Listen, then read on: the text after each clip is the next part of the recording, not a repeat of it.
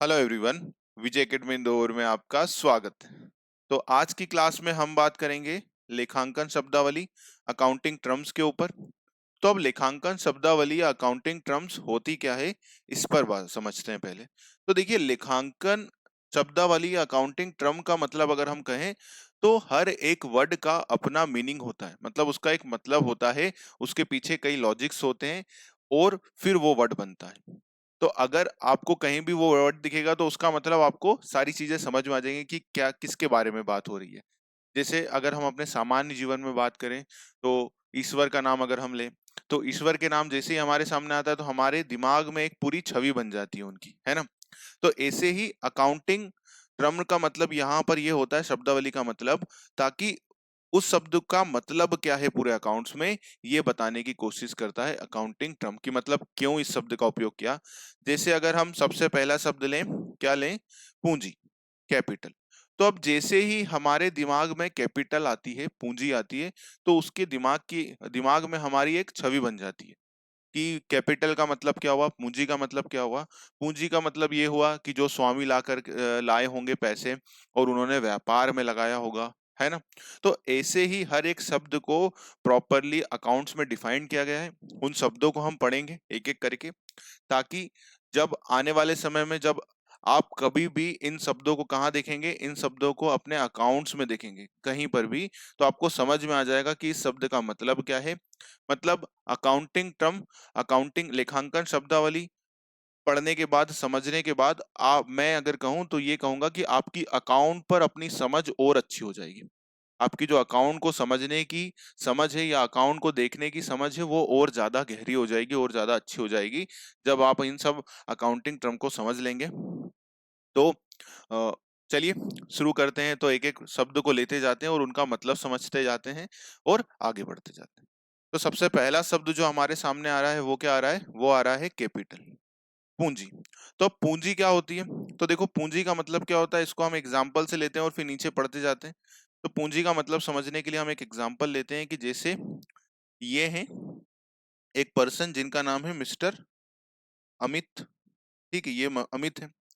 अब अमित ने क्या सोचा, अमित जी ने ये सोचा कि क्यों ना एक व्यापार चालू किया जाए, क्यों ना एक व्यापार चालू किया जाए। आजकल बहुत व्यापार चल रहा है, आजकल सब चीजें चल रही हैं, तो मैं भी कोई सा एक स्टार्टअप चालू करूं।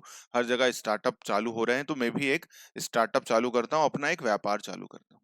तो अब इन्होंने सोचा कि मैं क्या करूंगा, तो मैं एक टीवी की दुकान खोलूंगा, क्योंकि आज हर एक व्यक्ति के घर में टीवी है, हर एक व्यक्ति टीवी देखना चाह रहा है। तो क्यों ना टीवी का व्यापार खोला जाए, आने वाले समय में टीवी की और डिमांड बढ़ेगी ही। तो उन्होंने अपनी एक दुकान खोलने का फैसला लिया। ये दुकान, टीवी की दुकान, ठीक है, अमित टीवी स्टोर, ठीक है, इस नाम से।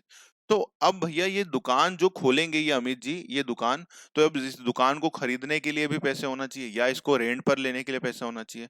तो अगर सपोज करिए इन्होंने ये दुकान खरीदने का फैसला लिया, तो अब ये दुकान उनको कितने की मिली, इन्होंने शॉप को खरीदने का फैसला लिया, तो उसके लिए लग रहे थे 2 लाख रुपए। तो अमित जी ने अपनी सेविंग से 2 लाख रुपए यहाँ पर लगा दिए और ये दुकान को खरीद लिया।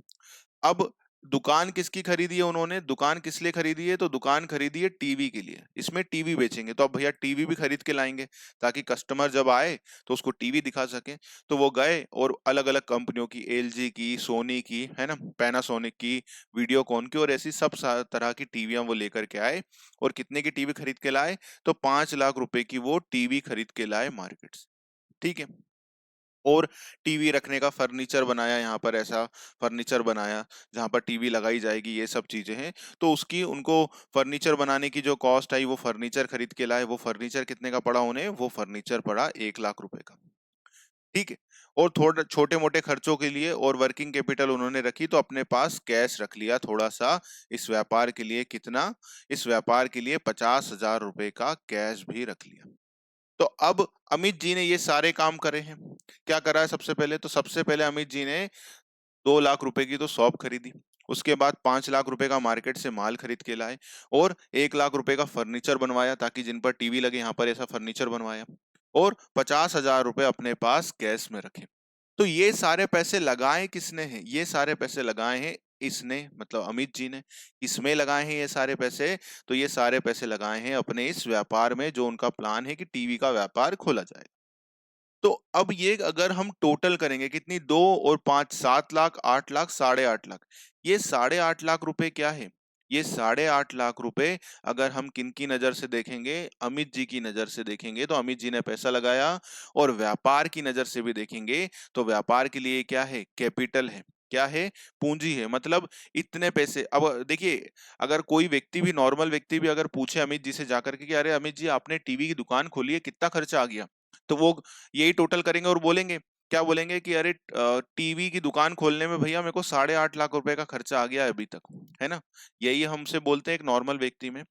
तो अकाउंटिंग टर्म में, अकाउंट की भाषा में इसे कहा जाता है पूंजी। इसे क्या कहा जाता है? ये जो पैसे व्यापारी अपने व्यापार में लगाता है उसे कहा जाता है क्या? पूंजी, कैपिटल। क्या कहा जाता है इसको? इसको कहा जाता है कैपिटल। तो अब देखो कैपिटल का प्रकार यहां पर समझो, उसने कैसे कैसे कैपिटल दी है व्यापार में। एक तो शॉप खरीदी, ये ऑनरशिप किसके पास है? अमित जी के पास है, पर उसमें उसमें उन्होंने दुकान खोली है, तो ये शॉप मतलब उन्होंने क्या दिया? उन्होंने असेट दी।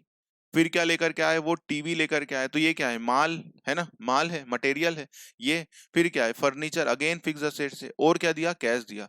तो कई तरह की क्या हो सकती है? पूंजी हो सकती है। जो कौन देता है? जो स्वामी अपने व्यापार के समय व्यापार के अंदर देते हैं। ठीक है।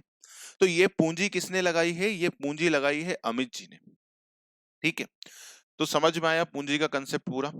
अब देखो, अब एक और चीज जो इसके साथ साथ आपको पता होनी चाहिए वो ये है कि जब भी ये अकाउंटिंग टर्म की भाषा है सेपरेट लीगल एंटाइटी, है ना, पृथक वैधानिक अस्तित्व जिसे कहा जाता है।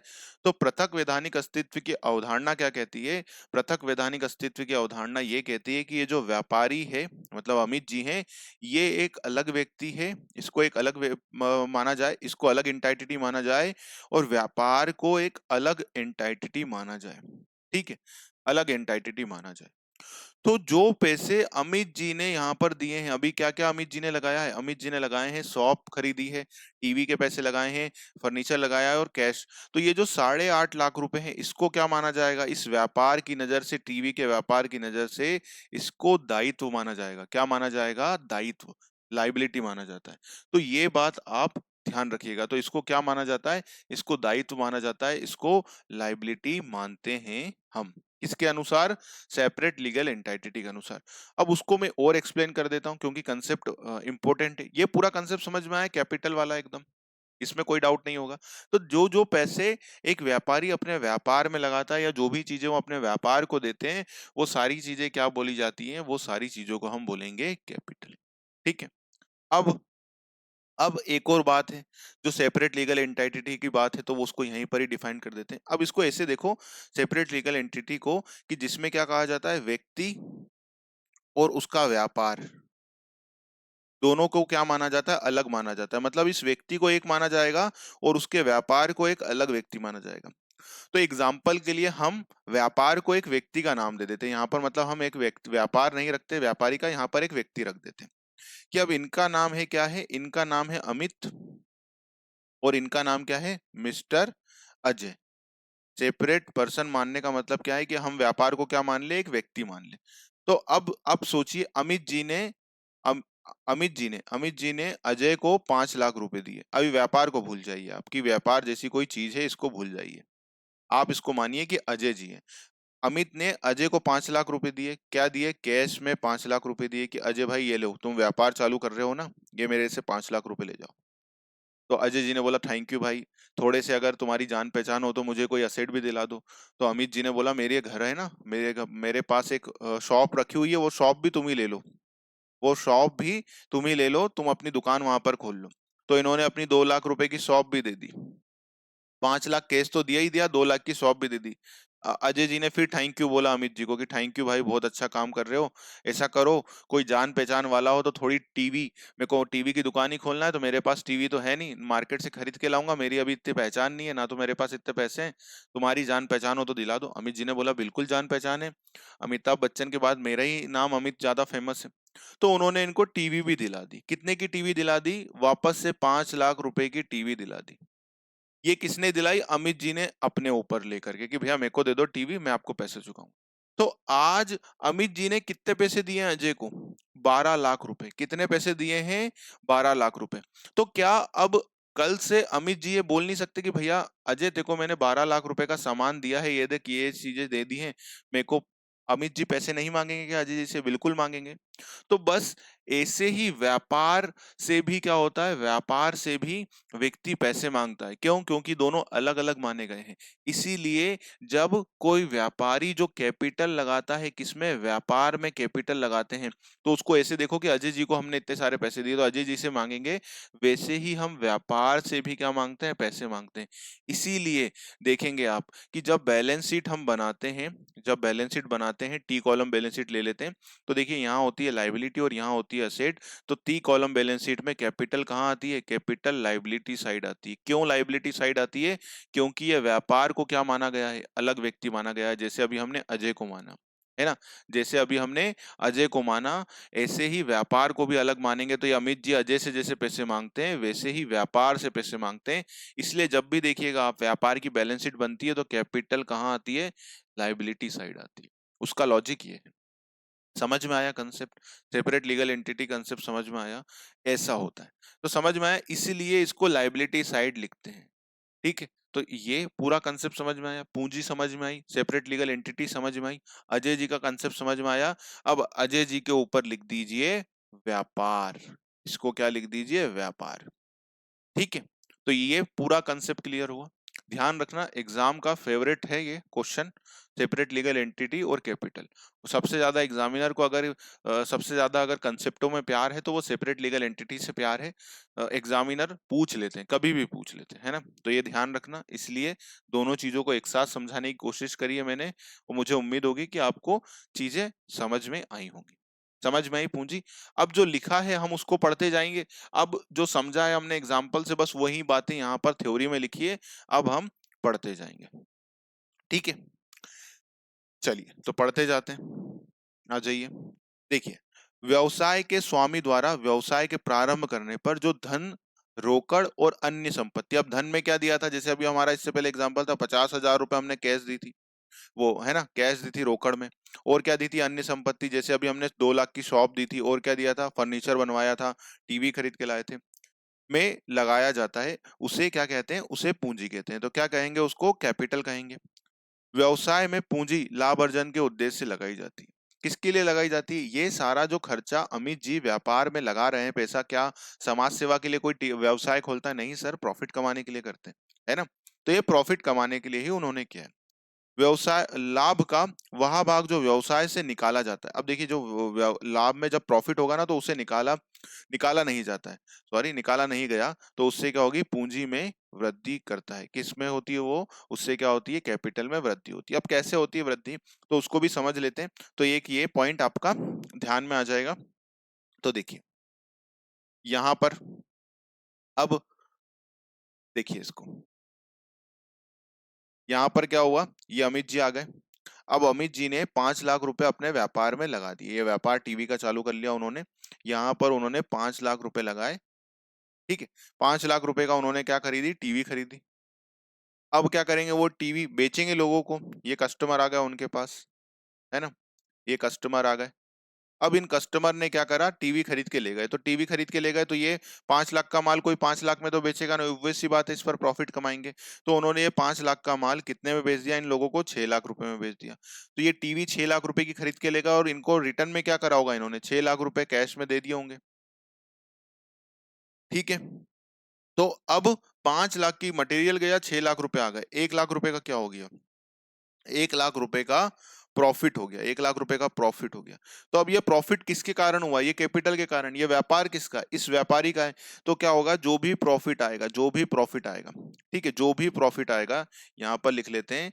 तो ये कैपिटल जो लगी थी अभी 5 लाख रुपए की, जिससे मटेरियल लाया गया था, और 1 लाख रुपए का प्रॉफिट जोड़ा आया है, इस प्रॉफिट को क्या किया जाएगा? इस प्रॉफिट को पूंजी में क्या कर देंगे? ऐड कर देंगे। क्या कर देंगे? ऐड कर देंगे, क्योंकि अब इससे हमारी पूंजी बढ़ जाएगी, प्रॉफिट होने से पूंजी बढ़ जाएगी। ऐसे ही अगर ये माल हम सस्ते में बेच देते तो हमें क्या हो जाता? लॉस हो जाता। तो उससे क्या होती? हमारी कैपिटल कम हो जाती। तो हम यहाँ पर लॉस को क्या कर देंगे? लॉस को कम कर देंगे। जैसे अगर मान लीजिए 5 लाख का माल 4.5 में बेचते तो 50,000 का हमें लॉस हो जाता। उस लॉस को हम क्या कर देंगे? यहाँ पर कम कर देंगे। प्रॉफिट से क्या होगा? हमारा पूंजी जो है वो बढ़ जाएगी और लॉस से क्या होगा, हमारा जो प्रॉफिट है मतलब पूंजी है वो घट जाएगी। ठीक है, इसके साथ एक डिटेल में इसको बता देता हूँ, एक न्यू पेज लेकर के मैं डिटेल में आपको बता देता हूँ इस प्रॉफिट लॉस के कंसेप्ट को। 1 मिनट में मैं एक नया पेज लेकर के आपको डिटेल में प्रॉफिट लॉस को समझा देता हूँ। मैक्सिमम 5 मिनट लगेंगे चीजों को समझने में, तो समझ लेते हैं। देखिए, अब सपोज करिए, पूरी एंट्री समझ लेते हैं अपन, एक एक एंट्री आराम से, 2-3 एंट्रियों में काम हो जाएगा। सपोज करिए ये अमित जी हैं, ये अमित जी, अमित जी ने क्या प्लान किया, अमित जी ने प्लान किया कि हम टीवी की शॉप खोलेंगे। ठीक है, इसके लिए इन्होंने क्या करा, 5 लाख रुपए व्यापार में लगा दिए, कैश में लगा दिए और कुछ भी नहीं। तो कैश में इन्होंने पैसे लगा दिए। अब क्या होगा, तो अब देखिए इसकी एंट्री क्या होगी, कैश व्यापार में आ रही है, व्यापार की दृष्टि से एंट्री करिए। तो व्यापार की दृष्टि से क्या हो जाएगा, एंट्री क्या होगी, cash account debit, cash account debit to capital account. ठीक है, कैपिटल अकाउंट ये एंट्री हो जाएगी और 5 लाख रुपए हमारे पास आ गए। अब अगर हम इसकी एंट्री कर दें, अभी हम इसी की एंट्री कर दें डायरेक्ट पोस्टिंग के बाद, डायरेक्ट अगर हम इसी की बैलेंस शीट बना दें, तो देखो बैलेंस शीट में क्या दिखेगा बैलेंस शीट में दिखेगा एक साइड कैपिटल, कैपिटल कितनी दिख जाएगी, 5 लाख रुपए की कैपिटल दिख जाएगी और यहाँ पर दिख जाएगा कैश 5 लाख रुपए का। ठीक है, ये बैलेंस शीट में आ जाएगा। अब क्या करेंगे अमित जी, ये 5 लाख रुपए जो लेकर के आए हैं, इस 5 लाख रुपए से वो करेंगे क्या, इस 5 लाख रुपए से वो एक काम करेंगे और उस एक काम का नाम क्या है, इससे माल खरीद के लाएंगे। तो अब वो टीवी खरीद के लाए, कितने की टीवी खरीद के लाए, 5 लाख की ही टीवी खरीद के लाए। तो अब इसकी एंट्री क्या होगी, मटेरियल परचेस करा हमने, तो क्या एंट्री हो जाएगी, परचेस अकाउंट डेबिट, माल खरीदने की एंट्री क्या होगी, purchase account debit to cash account, व्यापार से क्या गया, कैश गया। तो ये एंट्री हो गई हमारे पास। तो 5 लाख रुपए हमारे व्यापार में मटेरियल के आ गए और हमारे पास से 5 लाख रुपए का हमने कैश में क्या कर दिया, पेमेंट कर दिया। ठीक है, तो अब क्या होगा, अब ये जो 5 लाख रुपए कैश में दी हुई थी ये चली गई व्यापार से, तो ये यहाँ से खत्म हो जाएगा। अब क्या आ जाएगा, अब आ जाएगा यहाँ पर स्टॉक, कितने का स्टॉक आ जाएगा, 5 लाख रुपए का। देखते जाइए। अब अब क्या करेंगे, ये जो हमने स्टॉक खरीदा है इसको बेचेंगे भी तो सही, इसको बेचेंगे तो हमने कितने में बेच दिया था, हमने पूरा की पूरा माल कितने में बेच दिया था, 6 लाख रुपए में। तो अब हमारा क्या हो जाएगा, कैश व्यापार में आ जाएगी, कितनी आ जाएगी, cash account debit to sales account, कितना हो जाएगा, 6 लाख रुपए, ये सेल कर दी।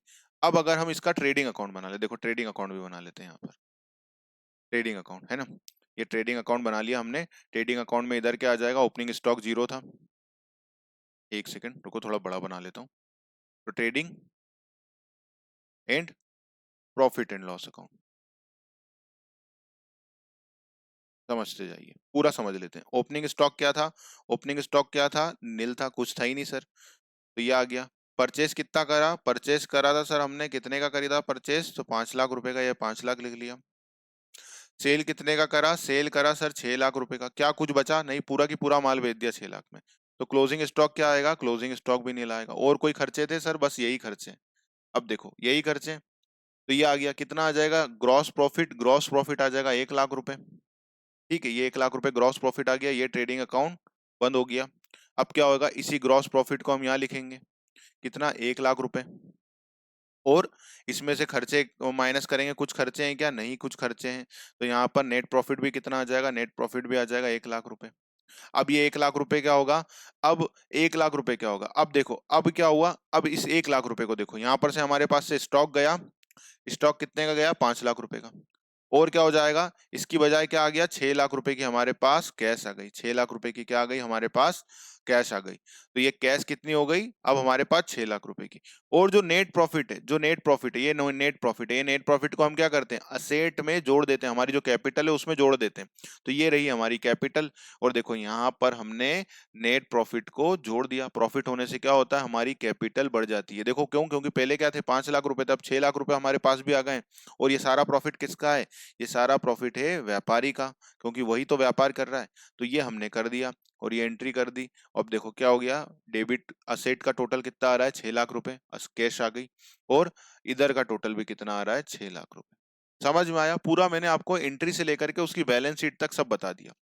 ये देखो, समझ में आया पूरा कंसेप्ट कि हमने कैसे कैसे काम करा। अब यही का यही हम क्या करते, 5 लाख का माल 4.5 में बेच देते हैं। देखो, अब यही का यही देखो, इसको ही यहाँ पर बैलेंस शीट रख लेते हैं, एक और बैलेंस शीट, यहाँ एक और बैलेंस शीट रख लेते हैं। यहाँ पर क्या हो जाएगा, कैपिटल आ जाएगी 5 लाख की, और यहाँ पर आ जाएगा कैश कितने का, 5 लाख रुपए। अब हमने क्या करा, अब 5 लाख का माल देखो, अब माल तो इतना ही आएगा, माल तो कितने का खरीदा था, 5 लाख का ही, तो यहाँ पर परचेस स्टॉक में कितना आएगा, पहले स्टॉक में आ जाएंगे 5 लाख रुपए का, ये आ गया माल, और ये खत्म हो जाएगा। अब क्या करेंगे, अब जो हमने सेल 6 लाख की करी थी उसकी बजाय कितने की करेंगे, 4.5 की करेंगे। तो 5 लाख का माल खरीदा, और उसके बजाय हमने कितने की करी सेल, 4.5 लाख की।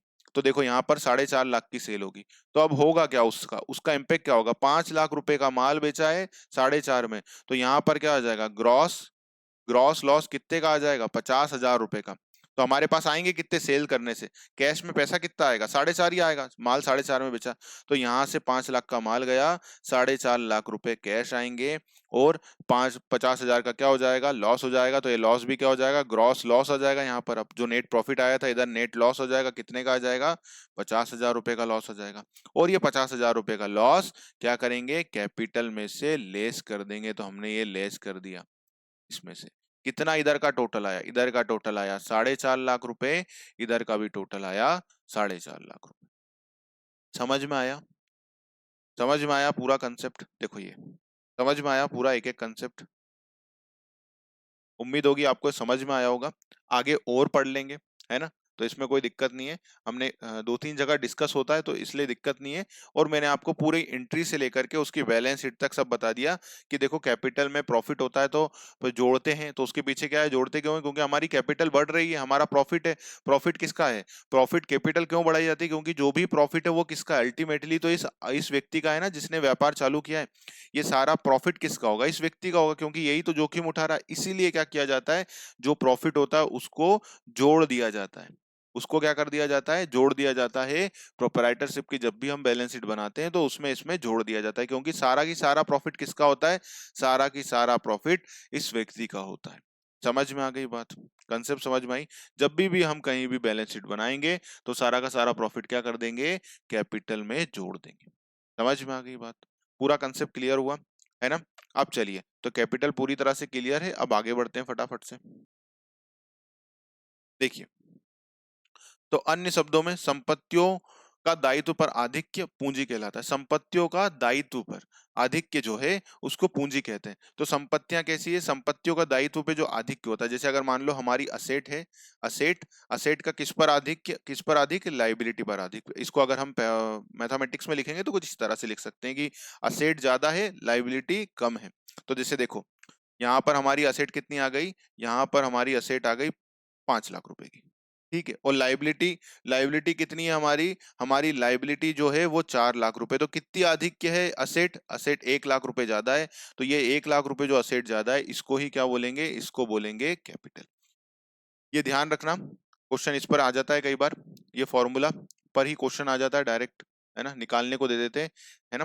तो अकाउंटिंग इक्वेशन कैसे निकालेंगे हम, तो देखिए, पूंजी निकालने का, असेट में से क्या माइनस कर दो, लाइबिलिटी माइनस कर दो। तो असेट कितनी है, 5 लाख रुपए, लाइबिलिटी है 4 लाख रुपए, माइनस कर देंगे असेट में से लाइबिलिटी, तो जो एक्सेस मनी रहेगी वही क्या है, वही है कैपिटल। ठीक है, ये फॉर्मूला याद रखना, एग्जाम में क्वेश्चन पूछ सकते हैं।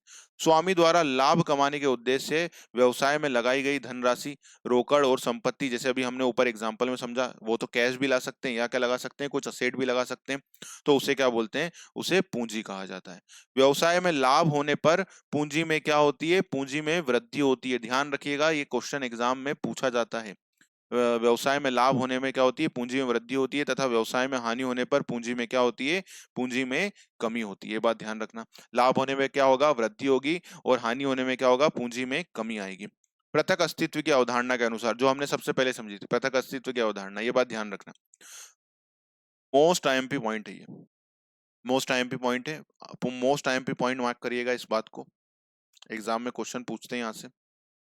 पृथक अस्तित्व की अवधारणा के अनुसार पूंजी व्यवसाय के स्वामी के प्रति व्यवसाय का क्या है, दायित्व होता है। व्यवसाय का क्या होता है भैया, लायबिलिटी होती है। व्यवसाय की नजर में जो कैपिटल है वो क्या है, कैपिटल है। वो क्या है, वो कैपिटल लायबिलिटी है। कैपिटल क्या है, लायबिलिटी है, दायित्व है। क्यों दायित्व है, हमने उसको समझा था मिस्टर अजय को रख करके कि चलो हम पृथक वैधानिक अस्तित्व में क्या माना जाता है कि जो व्यवसाय है वो एक अलग व्यक्ति है और स्वामी एक अलग व्यक्ति है। तो ये क्वेश्चन डायरेक्ट आता है, ध्यान रखना। ऐसी स्थिति क्या है, जिसे स्थिति विवरण में कहाँ दिखाते हैं, दायित्व पक्ष में दिखाते हैं। इसीलिए हम लाइबिलिटी को कहाँ दिखाते हैं, पूंजी को दायित्व पक्ष में, बैलेंस शीट में लाइबिलिटी साइड दर्शाया जाता है। ठीक है। ए ने 50,000 रुपए की नगद, 70,000 रुपए का माल और 1 लाख रुपए का फर्नीचर लगाया। इसे तो उसकी पूंजी कितनी हो जाएगी, इस सब का टोटल उसकी पूंजी हो जाएगी। मतलब एक ही टोटल पूंजी कितनी हो जाएगी, एक ही टोटल पूंजी हो जाएगी 2,20,000 रुपए। कंसेप्ट क्लियर हुआ पूरी तरह से। कैपिटल का, कैपिटल पर इसलिए टाइम लगाया क्योंकि कैपिटल क्या है, इस पर क्वेश्चन कई बार ड्राफ्ट हुए, हर बार ड्राफ्ट हुए, तो इसलिए इस पर मैंने इतना टाइम लगाया है। उसके पीछे का लॉजिक केवल ये है। चलिए अब बात करते हैं ड्राइंग। आहरण, आहरण क्या होता है, आहरण जब व्यापारी पैसा निकालता है, किससे निकालता है, व्यापार से निकालता है। जैसे अभी हमने जो एग्जांपल समझा था ऊपर, उसी एग्जांपल पर आ जाते हैं कि अभी क्या हो रहा था। यहाँ पर ले लेते हैं वापस से एग्जांपल, एक सेकंड में। देखिए यहाँ पर क्या हो रहा था कि अमित जी अपना व्यापार कर रहे थे। कौन सा व्यापार करने वाले थे अमित जी, तो टीवी का व्यापार। तो इसके लिए उन्होंने क्या करे थे, बहुत सारे पैसे और सब चीजें लगाई थी। तो जैसे 5 लाख रुपए उन्होंने लगाए थे, है ना। अब क्या हुआ, अब अमित जी को कुछ जरूरत पड़ी, अमित जी को कुछ जरूरत पड़ी, मतलब उनको क्या करना था, उनका ये बच्चा है जिसका नाम है विनय।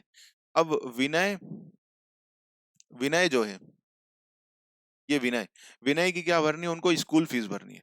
तो अभी उनको स्कूल फीस भरनी है, स्कूल चालू होने वाले हैं, तो उनको 50,000 रुपए विनय की फीस भरनी थी। तो उन्होंने बोला कहाँ से पैसे लें, तो उन्होंने बोला 50,000 रुपए फीस भरनी है, चलो पैसे कहाँ से ले लेते हैं, अपनी टीवी की शॉप में जो पैसे हैं उसी गल्ले में से पैसे निकाल लेते हैं। और उससे क्या करा उन्होंने, इनकी फीस भर दी। तो ये जो पैसे उन्होंने कहाँ से निकाले, इस व्यापार से निकाले, इस टीवी के व्यापार से निकाले हैं। इसको क्या बोला जाएगा, इसको बोला जाएगा आहरण। इसको क्या बोलेंगे हम, आहरण। मतलब जो पैसे या जो धन व्यापारी अपने व्यापार से निकालता है, व्यापार को, व्यापारी कौन, अमित जी, अमित जी जो पैसे अपने व्यापार से निकालते हैं उसको बोलते हैं आहरण। अब क्या हुआ, अब टीवी का व्यापार है इनका। तो एक दिन मिसेस अमित, मिसेस अमित मतलब अमित जी की वाइफ, अमित जी की जो वाइफ थी वो एक दिन दुकान आई। ये अमित जी की वाइफ थी, ये एक दिन दुकान आई और उन्होंने दुकान में टीवी देखी, बढ़िया बढ़िया सी टीवी थी। वो बोल ही रहे थे कि बढ़िया टीवी, अपनी दुकान काफी अच्छी है। और उन्होंने बोला अमित जी से कि ये जो सोनी की टीवी है, ये जो सोनी की 60 इंच की टीवी है, ये बहुत अच्छी दिख रही है, अपने घर में कितनी अच्छी लगेगी, अपने घर में लगी रहेगी तो ये टीवी कितनी अच्छी लगेगी। ऐसा बोला, अमित जी समझ गए कि हमारी वाइफ क्या चाहती है, हमारी वाइफ ये चाहती है कि अब ये टीवी को हम कहाँ ले चलें, अपने घर में ले चलें और वहां लगाएं।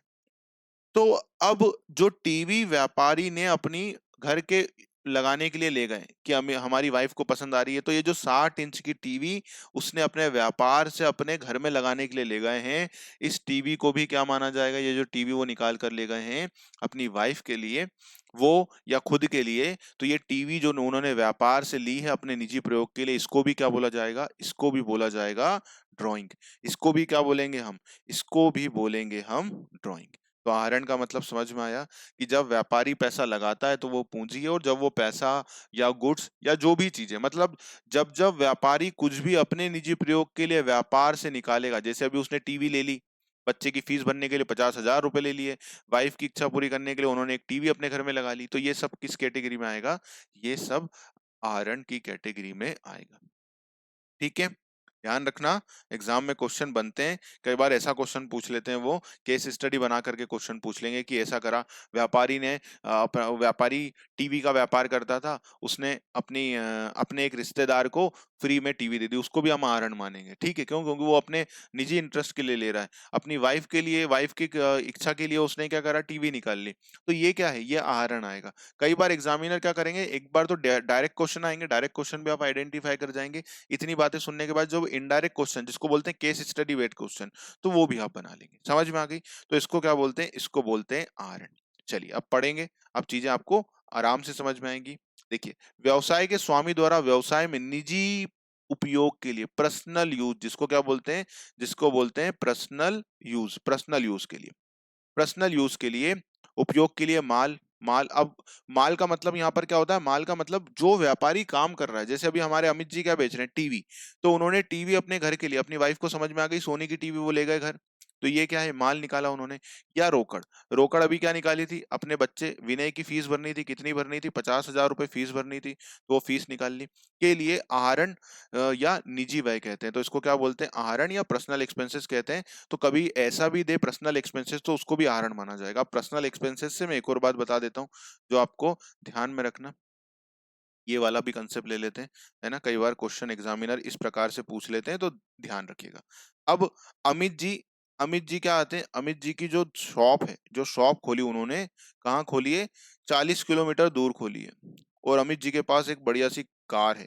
ये कार है, एकदम बढ़िया सी कार है। अमित जी बड़े पैसे वाले हैं, तो ये कार है। और अमित जी ये कार खुद नहीं चलाते हैं। अमित जी ये कार चलाने के लिए अपने यहाँ एक नौकर रख रखा है। ये नौकर है, ठीक है, ये नौकर है। इस नौकर को सैलरी देते हैं अमित जी महीने की। कितनी सैलरी देते हैं? इनको सैलरी दी जाती है 12,000 रुपए की। ये 12,000 की सैलरी देते हैं।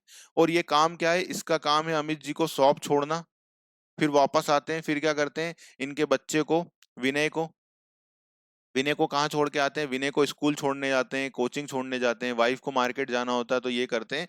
ये केवल किसके काम के लिए है? ये जो भाई साहब हैं, ये जो ड्राइवर हैं, ये केवल अमित जी के खुद के पर्सनल कामों के लिए रखे हुए हैं। पर्सनल कामों के रखे हुए हैं। बच्चे को कहाँ स्कूल छोड़ना, क्लासेस छोड़ना, वाइफ के लिए सब्जी लेकर के ला करके देना, उनको मार्केट जाना है तो उनको मार्केट का सारा निजी काम करने के लिए इन्होंने नौकर रख रखा है। अब इसकी सैलरी बनी, तो अमित जी की दुकान पे आया, सर साहब महीना कंप्लीट हो गया है, आज 1 तारीख है, मुझे पैसे दे दीजिए। तो उन्होंने बोला बिल्कुल बिल्कुल, आपकी सैलरी लो। इन्होंने क्या करा? शॉप के गल्ले में से 12,000 रुपए निकाले और 12,000 रुपए अमित इन ये ड्राइवर को दे दिए। ये 12,000 रुपए जो अमित जी ने दिए हैं, ये ड्राइवर को दिए। ये ड्राइवर क्या टीवियां लोगों के घर छोड़ छोड़ के आता है? नहीं, ये तो केवल इसी काम से है कि कार से लाना ले जाना और पूरी कार चलाना। कोई टीवी भी देने की, डिलीवरी देने का काम नहीं है। इस भाई का काम तो केवल क्या है? इस भाई का काम तो इनके घर का काम करना है। तो ये जो 12,000 रुपए की सैलरी दी है, ये 12,000 रुपए की सैलरी दी है, ये 12,000 रुपए की सैलरी भी क्या माना जाएगा? ड्रॉइंग मानी जाएगी। ठीक है, तो कई बार एग्जामिनर इस प्रकार से दे तो भी ये क्या है? ड्राइंग है। या वो क्या लिख देंगे? निजी उपयोग के लिए ड्राइवर रखा गया है। क्या लिख देंगे? पर्सनल यूज के लिए ड्राइवर को रखा गया है। तो क्या माना जाएगा? ड्राइंग। ठीक है, अब एक और एग्जांपल ले लेते हैं यहाँ पर, एकदम हायर लेवल का, ताकि चीजें और क्लियर हो जाएंगी। ये समझ में आई? अब देखो, अब ये अमित जी हैं, इन्होंने एक व्यक्ति को रखा, ये शॉप है इनकी टीवी की। इन्होंने एक व्यक्ति को रखा, किसको रखा? ये व्यक्ति को रखा, इसका नाम क्या है? इसका नाम है विवेक। विवेक क्या करता है? विवेक तो विवेक कार चलाता है, इनका ड्राइवर है। और साथ साथ में क्या चलाता है? मिनी ट्रक भी चला लेता। मिनी ट्रक, मिनी ट्रक चला लेता। मिनी ट्रक का काम क्या है? तो मिनी ट्रक का काम है जो टीवी है ना, टीवी उनकी डिलीवरी देना। कहाँ डिलीवरी देना? टीवी से कस्टमरों के घरों पर डिलीवरी देना। मतलब ये दो काम करता है। कस्टमरों के घरों पर टीवी की डिलीवरी देने का काम भी ये विवेक करता है। और क्या करता है? कार चला करके अमित जी को कहाँ छोड़ता है? शॉप पे छोड़ता है। कार चला करके क्या करते हैं? इनके बच्चे को, अमित जी के जो बच्चा है उसको स्कूल भी छोड़ने का काम है। उनकी वाइफ को कहीं मार्केट जाना है तो वो भी काम करता है। साथ ही साथ क्या करता है? साथ ही साथ ये कार, ये जो मिनी ट्रक चला चला के कस्टमरों को डिलीवरी का काम करता है। मतलब दोनों काम कर रहा है। घर का काम भी संभाल रहा है विवेक, बड़ा ईमानदार है ड्राइवर इनका। और इनका व्यापार की जो डिलीवरी देना रहती है वो भी काम करता है। तो अब एग्जामिनर यहाँ से क्या क्वेश्चन देगा? एग्जामिनर क्वेश्चन ये देगा कि इसकी सैलरी जो है वो 20,000 रुपए, मतलब कितनी देते हैं सैलरी विवेक जी को? विवेक जी को सैलरी दी जाती है 20,000 रुपए। और विवेक जी 50% काम कहाँ करते हैं? 50% काम जो है इनका पर्सनल काम करते हैं। किसका? अमित जी का। जैसे बच्चे को स्कूल छोड़ना, इनके वाइफ को मार्केट लेकर के लाना ले जाना, इनको कहना घर से कहीं जाना हो तो उसका काम करना। और 50% क्या करते हैं? ये काम करते हैं कि व्यापार की डिलीवरी देना मिनी ट्रक से कस्टमरों के घर पर, ये काम। तो अगर क्वेश्चन इस तरह से बोल रहा है कि ये 50% काम तो इनके घर का करता है और 50% काम व्यापार का करता है, तो फिर जो इसको सैलरी दी जा रही है ना 10,000 रुपए की, इसमें से 20,000 की, इसमें से 10,000 रुपए क्या माना जाएगा? 10,000 को ही क्या माना जाएगा? ड्राइंग, आहरण माना जाएगा। और 10,000 रुपए की सैलरी को क्या माना जाएगा? 10,000 रुपए की सैलरी को व्यय मानेंगे। क्या मानेंगे? एक्सपेंस मानेंगे। किसका? व्यापार का। ठीक है। ये 3 तरह के क्वेश्चन यहाँ से जो जो क्वेश्चन बन सकते थे वो सारे क्वेश्चन की वैरायटी मैंने आपको समझा दी। समझ में आई? ये क्वेश्चन एग्जामिनर पूछ लेगा ज्यादा होगा कि भैया एक अमित जी ने एक ड्राइवर को रखा, व्यापारी ने एक ड्राइवर को रखा जो थोड़ा काम या 50% काम उनका पर्सनल यूज का करता है और 50% काम व्यापार का करता है। तो बताइए ड्राइंग कितनी मानी जाएगी? ड्राइंग मानी जाएगी 10,000 रुपए। व्यापार का खर्चा कितना माना जाएगा? व्यापार का खर्चा भी आधा माना जाएगा, क्योंकि आधा समय वो इनका काम करता है, आधा समय व्यापार का काम करता है। तो ड्राइंग कितनी मानी जाएगी? ठीक है, चलिए अब इसको कंप्लीट करते हैं फटाफट से, इस कंसेप्ट को भी, और आगे बढ़ते हैं। तो देखिए, ड्राइंग आहरण, व्यवसाय के स्वामी द्वारा व्यवसाय में निजी उपयोग के लिए जो माल या रोकड़ निकाल लिए जाते हैं उसे आहरण या निजी व्यय कहते हैं। ठीक है, पर्सनल एक्सपेंसेस कहते हैं। पर्सनल एक्सपेंसेस को समझ में आया क्या है? अभी मैंने समझाया ड्राइवर की सैलरी। आहरण में पूंजी की मात्रा क्या हो जाती है? कम हो जाती है। अब जितनी जितनी कैपिटल लगाई, 5 लाख की कैपिटल लगाई, उसमें से 50,000 आपने निकाल लिए, तो इसको क्या करते हैं? इसको माइनस कर देते हैं कैपिटल में से। व्यवसाय के स्वामी द्वारा व्यापार में निजी प्रयोग के लिए जो धनराशि निकाली जाती है उसे क्या बोलते हैं? उसे आहरण कहते हैं। जैसे अभी 50,000 रुपए उन्होंने अपने बच्चे की फीस के लिए निकाले, ये क्या है? ये है ड्राइंग। व्यव आहरण से व्यवसाय की स्वामी की पूंजी क्या हो जाती है? कम हो जाती है। अब 5 लाख रुपए आपने व्यापार में लगाए थे, 5 लाख रुपए लगाए थे, और उसमें से 50,000 रुपए आपने तो निकाल ही लिए, तो अल्टीमेटली कितने पैसे आप बचे हैं व्यापार में? ये बचे हैं 4.5 लाख रुपए। इसको ऐसे देखना कभी भी आहरण को कि आपने किसी व्यक्ति को पैसे दिए, व्यापार और व्यापारी अलग है, तो बस किसी को पैसे दिए 5 लाख रुपए और उससे 50,000 रुपए वापस ले लिए, तो अब उससे 5 लाख रुपए मांगोगे या कम मांगोगे? है ना? आहरण क्या है? मैंने जैसे बताया, अमित जी और व्यापार क्या है? व्यापार को आप अजय मान लो, है ना? व्यापार एक अलग व्यक्ति है। तो अब अजय को आपने 5 लाख रुपए दिए और कल गए और बोले भाई 50,000 रुपए देना, उसने दे दिए, तो अब अजय से आप कितने मांगोगे? 4.5 ही मांगोगे ना। तो बस इसीलिए जो आहरण किया जाता है उसको क्या करा जाएगा? कम कर दिया जाता है पूंजी। ठीक है। पूंजी और आहरण खाता दोनों कैसे हैं? व्यक्तिगत खाते की प्रकृति, क्योंकि ये किसी को बताते हैं, ये किसी एक व्यक्ति को रिप्रेजेंट करते हैं, इसलिए इनका नेचर क्या है? पर्सनल नेचर है, पर्सनल अकाउंट का नेचर है, जो व्यवसाय के स्वामी का क्या करते हैं? प्रतिनिधित्व करते हैं। ध्यान रखिएगा, ये दोनों कैसे खाते हैं? व्यक्तिगत खातों की प्रकृति में आता है, पर्सनल अकाउंट के नेचर में आता है। दोनों कंसेप्ट क्लियर हुए एकदम? ठीक है। क्या है? कैपिटल का मतलब समझ में आया, आहरण का मतलब समझ में आया। दोनों कंसेप्ट अच्छे हैं और दोनों कंसेप्ट पे क्वेश्चन कई बार बने, तो इसलिए इनका ध्यान रखिएगा। ठीक है, मैं इस क्लास को इतना ही रखता हूँ। नेक्स्ट क्लास में हम बात करेंगे आगे, क्योंकि ये दो कंसेप्ट इंपॉर्टेंट थे, इसके बाद तो सब कंसेप्ट इजी इजी है, फटाफट से कवर अप हो जाएंगे। तो चलिए मिलते हैं अगली क्लास में, तब तक के लिए अपना ध्यान रखिएगा। नमस्कार।